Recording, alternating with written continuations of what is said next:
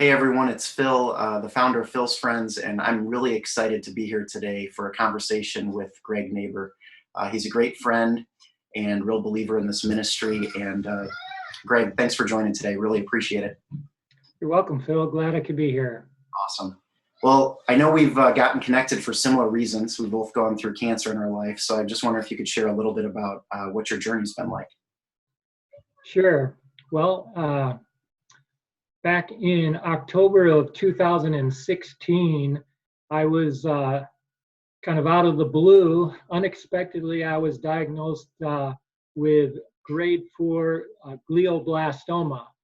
And people are probably most familiar with that's the cancer that John McCain had.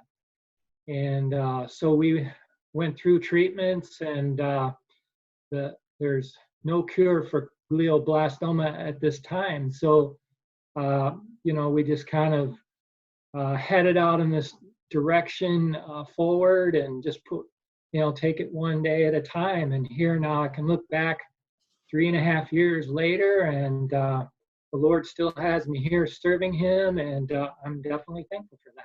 Wow. Yeah, 3.5 later, I know, with a newfound perspective that so many people go through. I know you're an avid runner. Can you tell me a little bit about that and why that's important to you? Yes. So when I got into my mid-40s, I just was out of shape. I was sluggish and things like that. And I picked up running. And honestly, when I was a young man, I was never good at running.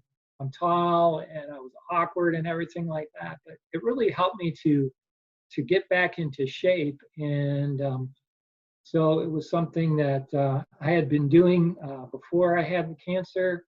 And now that I have my diagnosis, I believe that in terms of longevity, it's helped out in helping my brain heal, so to speak, from the chemotherapies and the things that I've gone through. And so I'm thankful for it. And it also gives me an opportunity to, to kind of talk to God and to, just relax and get rid of stress and the cares of the day. That's fantastic. That's wonderful. And I know you and your wife, Dorothy, you come into the Hope Center in Roselle and you volunteer your time. And right now during COVID-19, obviously it's closed, but can you tell me what's inspired you to want to come in there and what's maybe one of the favorite activities, how you spend your time inside the Hope Center?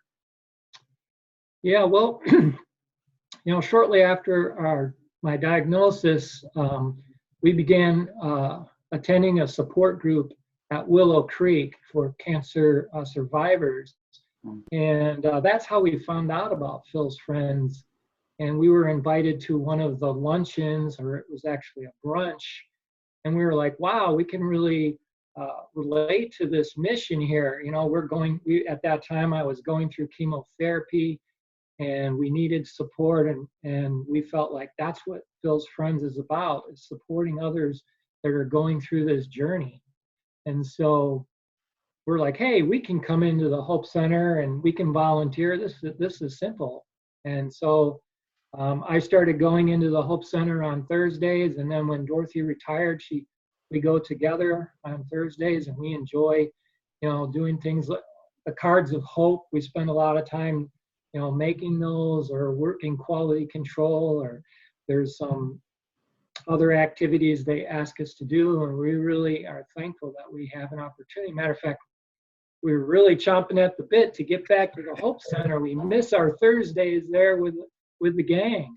Yeah, we appreciate it. And you and Dorothy are just really models of what it looks like to be giving back after, walking through something difficult and now taking that journey and how people supported you to be able to support others. And actually, when we were preparing for our time this morning, I was thinking about a verse, and actually Colossians chapter 3, verse 23, which reads in the NIV version, "Whatever you do, work at it with all your heart, as working for the Lord, not for masters." And that's really what I see with you and also with your wife, doing everything with all your heart. So whether it's, going out for a run, taking care of yourself physically, sharing your story and your testimony of what God's done in your life, and now having 3.5 years of really giving back with a new perspective. And I really definitely see that you're doing that work for the Lord, not for men. You're doing it with a purpose. And I want to close with this.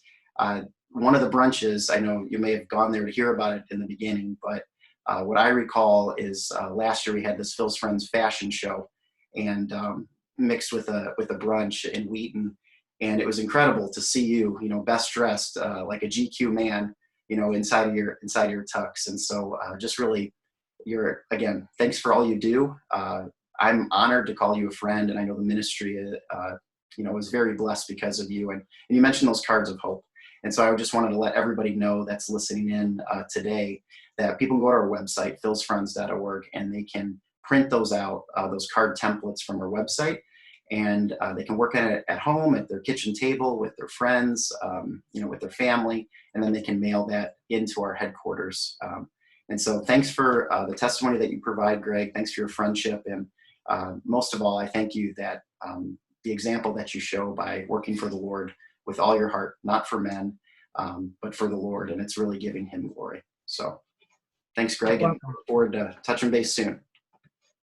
Thank you. Talk to you later. All right. Have a great day. Mm-hmm.